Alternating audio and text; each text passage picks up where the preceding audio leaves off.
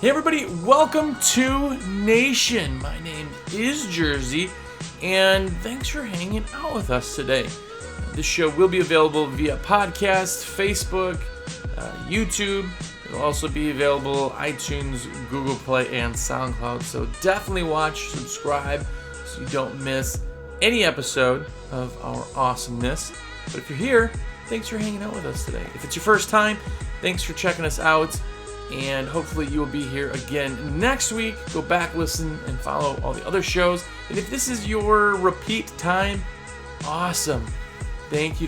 And because of you, we are able to do the show. So definitely comment with the hashtag WCR Nation on any of the groups.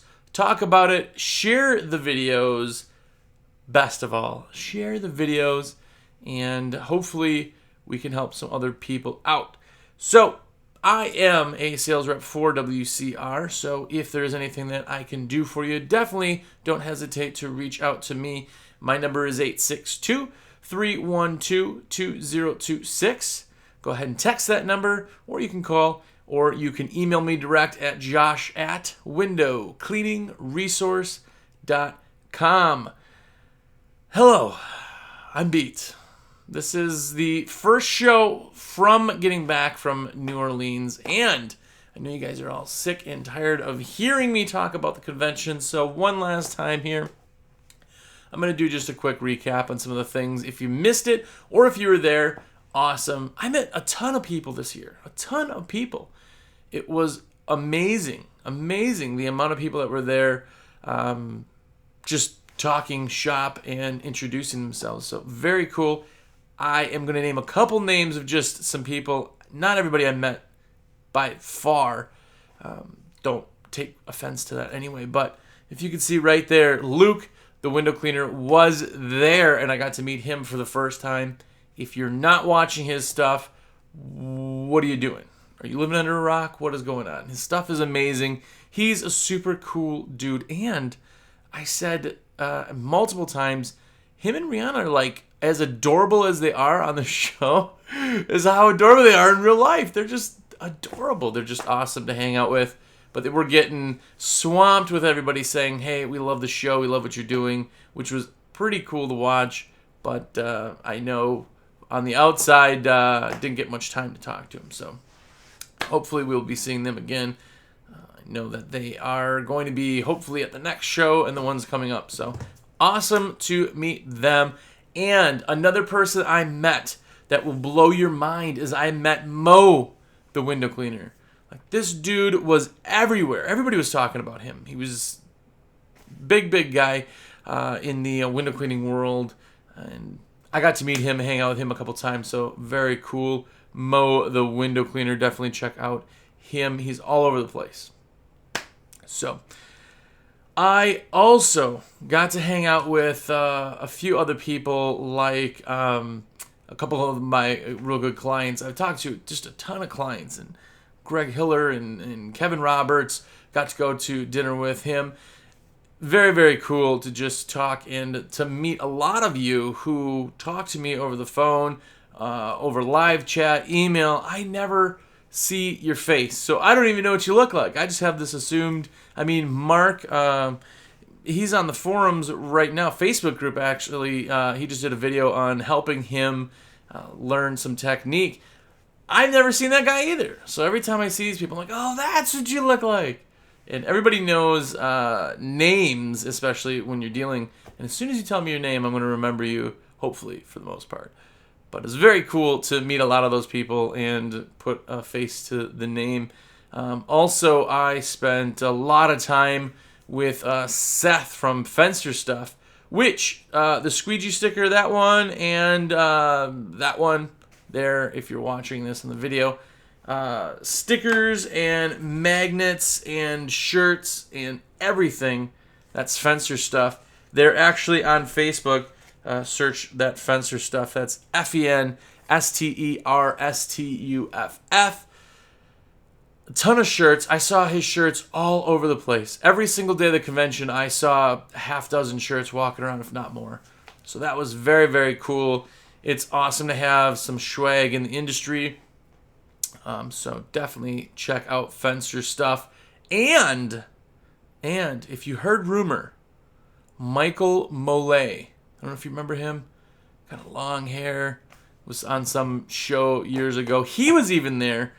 It was good to catch up with him, good longtime friend of me, and got to talk to him. I saw a lot of people that haven't seen him in a while, or at least on the Facebook forums and things like that. So that was very, very cool. The guys from Australia, there was a guy from Hawaii, all over the place. That to me was very, very cool, meeting people from everywhere. I mean, huge tickets. Canada, there was a ton of Canadians, which was also very, very cool. Super good dudes. I know I had hung out with some of them a while. You know, when you're out, especially when you go out at night to kind of talk and that thing after dinner, you are in different groups and it merges and gone, back and forth. So there's always new people to talk to. My voice was spent. If you talk to me on Sunday, you can barely even hear my voice. It's still a little raspy. But it's not because I was yelling off balconies. I swear. What it was from was the music is so loud in all these places that when you're trying to talk shop, you're straining to talk and trying to get everybody to hear you. And then you lose your voice. And then everybody thinks you're just a super hard partier. And somebody had said something that it was allergies. They found out they were allergic to alcohol. So. But there was a big announcement, too, for the huge convention. Even for next year is the location. Drum roll, please. The 2018 convention, huge convention, is going to be in Atlanta. The venue is pretty awesome. I did know about this for quite some time. We saw pictures and did walkthroughs for the convention itself. Visually, got to check everything out. The place is epic. Epic. I want to say, and I didn't fact check this, so if you're fact checking, get a life first and foremost. But second off, I don't know if this is true, but somebody had said that it was the largest atrium in the United States. Something like that. It's giant. Every single floor has an atrium that looks over. Very, very cool. Very excited for that. And if you missed it this year, the convention, I'm telling you, next year, plan it now. Actually, trade show space, they announced that they were going to be getting people in already. So the trade show's like half full for next year already. It was epic. There were so many people there. It was just an awesome venue. And New Orleans is always fun. Very excited to get home after a long trip like that. But Atlanta will be super fun. I haven't been to Atlanta but maybe once. So that will be really pretty awesome. Book it now. Put it in your calendar and make it happen because it's just so worth it to go to these things. It's just so worth it. And that's kind of where the show this episode is kind of going. It's just in motivation. It's just how to kind of get that back, kind of refresh yourself. This time of year is, a tough time. We're coming out, we're kind of sitting around. You've seen the past few episodes or listened. There are definitely things to do this time of year, but motivation has to be one of them also. I do want to get a quick shout out also to Omar Ray89 on YouTube. He said some kind things, and I didn't want to forget about him as I scroll down to the next part here. So, want to say that. Thanks again. And definitely comment. If you are on the Facebook right now, put a message down below. Just tell me where you're from. Hey, awesome, we love the show, that kind of thing. Hopefully we can shout you out. But what the shows do for me when I go to these conventions is it just reinvigorates you. It just gets you going. You see all this again. You take the blinders off for a little bit. You see all these other people that are super motivated.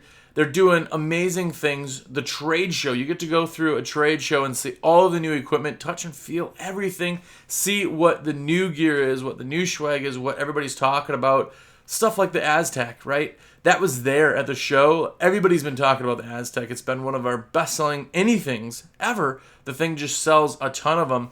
And people haven't seen them in real life, so they're kind of questioning it. When they come in there, we sold a ton of them because people got to see it again. There's very few times a year when you kind of get to see all these products in one place. A lot of different vendors, a lot of different products itself that you get to see. PH7 guys are there. Those guys are super cool.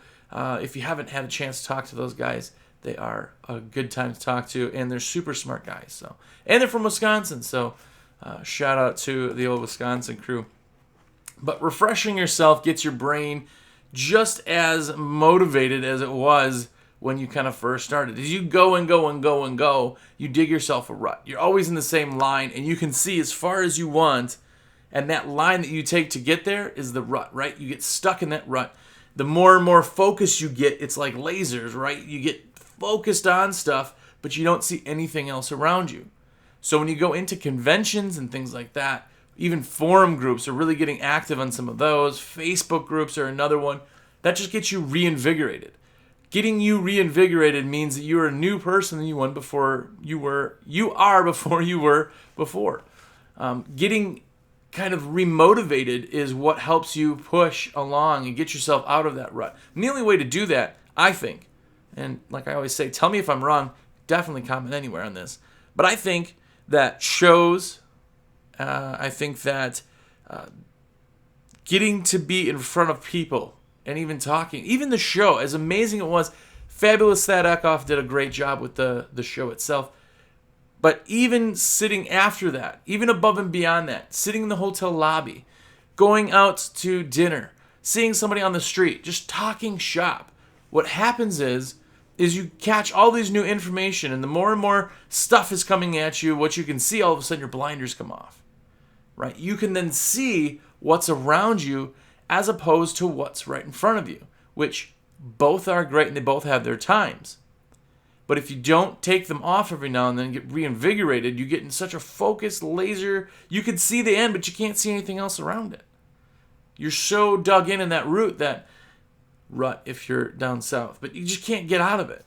You're so focused, and that's a good thing, but yet you also need that release to kind of see from the other side, to kind of step out of the box, as cliche as that sounds.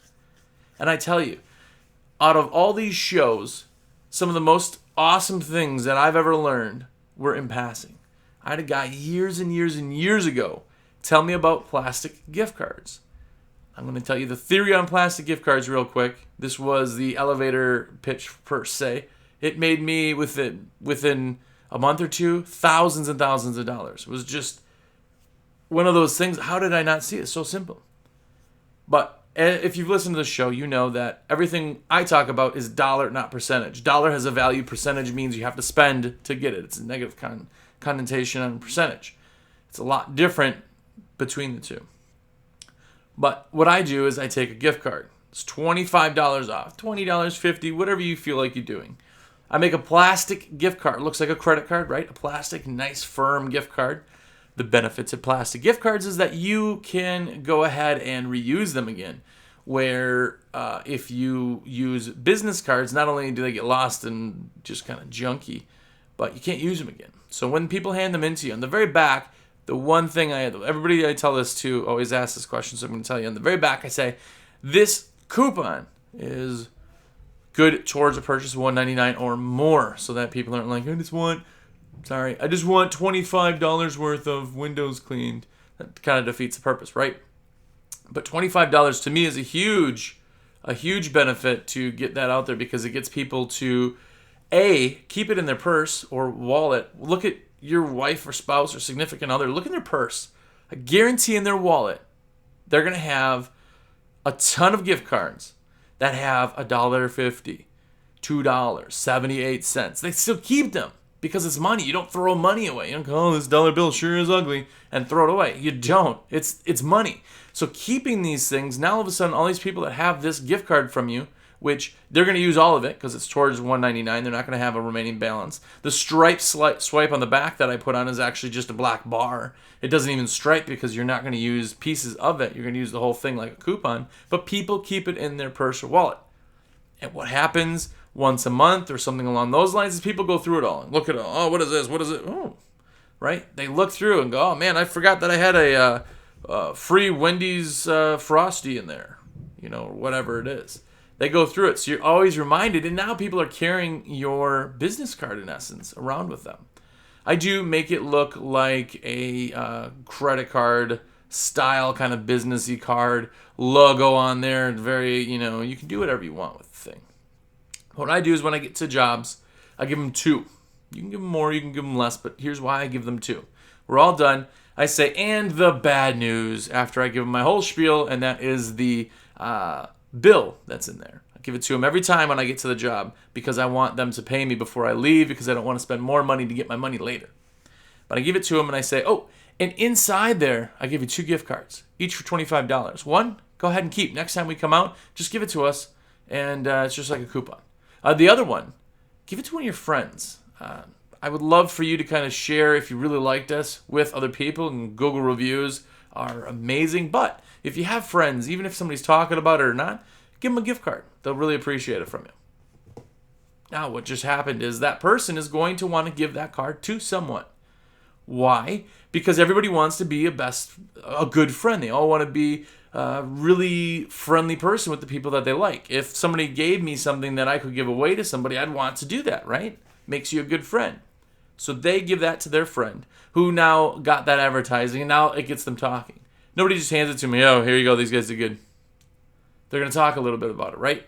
And now that person's going to have it. So now you just ordered 1,000 of these things. They could float all over. Every time they come back, that $25 isn't a big deal because it's off of $199. Think of break it down and how far it goes. It's 1/8 of the total bill, right? Any upsells are on top of that anyway. But that little bit gets people to want to come back. It's like why you get a free oil change or why you get a $10 oil change or something like that. It's the same concept.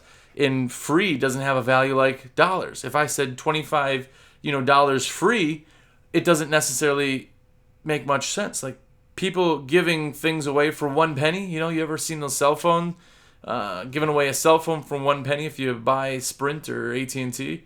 The reason is because 1 penny has a value, a very low value. Wow, I'm getting this thing for next to nothing. If you get it for nothing, then it has no value. Oh, this free thing. I got this for free. I didn't pay for anything for it.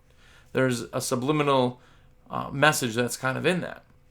So giving away these gift cards is huge. But that is one of the things that I got sitting at a bar with somebody. It was a big group of us. We had just eaten and kind of stopped there on our way. And this guy was just talking about it, and this is what he does. I tailored it a little bit. I don't even remember who it was. So if it was you, sorry, I didn't shout you out. I can't remember. My brain don't work very well. But I tried to tell everybody that because that one thing, I implemented it. I ordered them within like a couple days of getting back, got them, started implementing them within a month's use. I want to say we were up a few $1,000s in people who were handing them back. It was just coming in, coming out, going in, coming out. Just we had them all over the place. It was really, really a great idea. So that's a little bit for you. But that was because I took my blinders off. I would have never thought that. It was such a simple concept. But the pros and cons of it just escaped me. Why? Because I was so laser focused at the end that I wasn't seeing around, So that's what these shows do for you. So these people that say, I can't go to a show or I can't do that, it's not close enough, I don't have the money to spend. The time off one, that really gets me. You have the time off. Like you decided to do this for your lifestyle. Take the time off. If you can't take the time off, you need systems in play. If you say you can't take the time, it's too busy. I can't. It's too busy. I can't. You're doing something wrong. Like you're a slave to your business. My opinion, tell me if I'm wrong. I always appreciate hearing I'm full of crap. But taking your blinders off is just revigorating. It really is. And getting yourself to learn something, even if it's simple, is huge. Is huge because now all of a sudden you have one more bit of information in you. And somebody was just talking about it on one of the groups today that they said that there's too many coaches out there, I believe. We get that. We get that there's too much shows and entertainment and podcasts and all that. And I'm guilty of it because here I am. You're watching me, right? You're spending some time with me. I think it's positive. We've talked about that before. But people come and go. As soon as they realize that there's not a place, of free information will always take place above paid information. People don't have the motivation to keep doing it.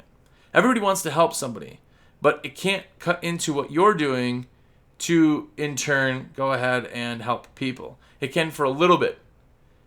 But the amount of work that goes into a lot of the stuff, these guys, their coaches are coming and going. YouTube videos, you'll see a few of them and they'll die out.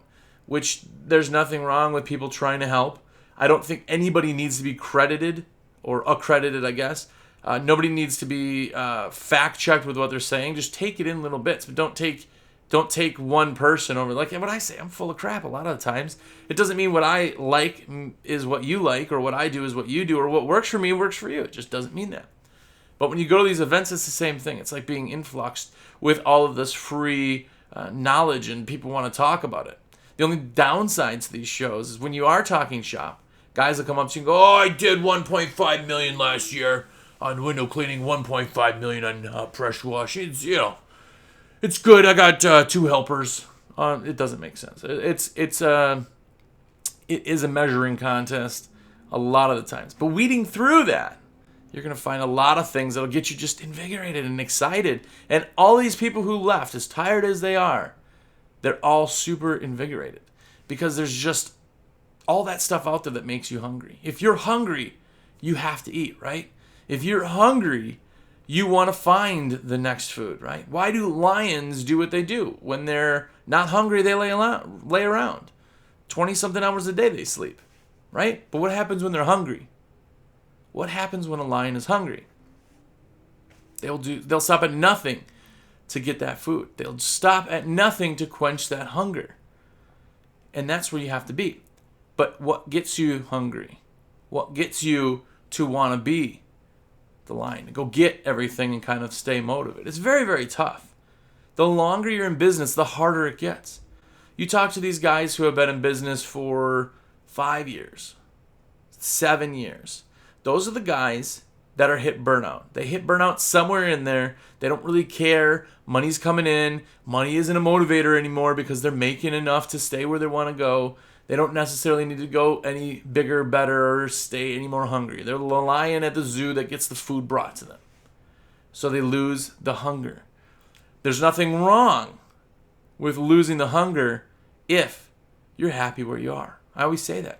Stay one-man show, have 10 guys, have 50 trucks. It doesn't matter because it's your business. You're always right, no matter what you say. But if you want to be hungry and you can't quite figure out how to get it back in there, you got to get reinvigorated. That's what these shows do. That's what these things kind of do.